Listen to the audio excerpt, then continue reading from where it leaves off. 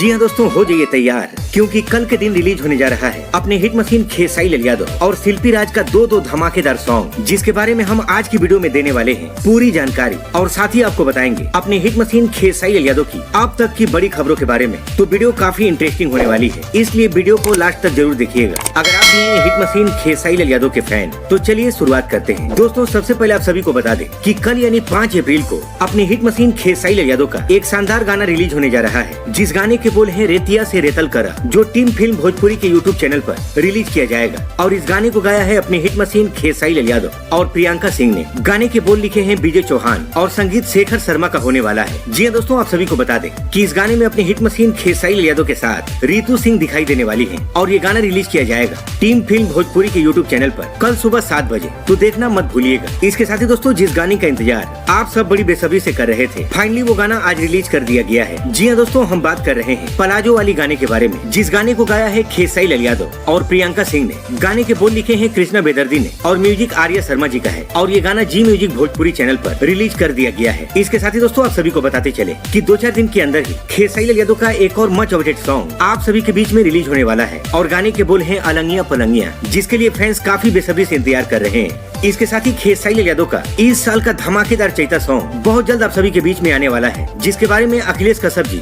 और आर्या शर्मा जी ने post share करके इसकी जानकारी दी है। और खेसारी लाल यादव के इस चैता गाने की तैयारी स्टार्ट कर दी गई है और बहुत जल्द उनका सैड सॉन्ग भी रिलीज होने वाला है। अब चलिए दोस्तों, आप सभी को बता दें कि शिल्पी राज का भी एक गाना कल के दिन यानी 5 अप्रैल को रिलीज किया जा रहा है सारेगामा हम भोजपुरी चैनल पर। और गाने के बोल है तोर कमर का चीज बा, जिसे गाया है शिल्पी राज और विजय चौहान जी ने, जिसका टीजर भी सारेगामा हम भोजपुरी चैनल पर रिलीज कर दिया गया है। और ये गाना रिलीज किया जाएगा कल के दिन यानी 5 अप्रैल को सुबह 7 बजे। मिलते हैं इसी के साथ अगली वीडियो में, तब तक के लिए जय हिंद, जय भोजपुरी।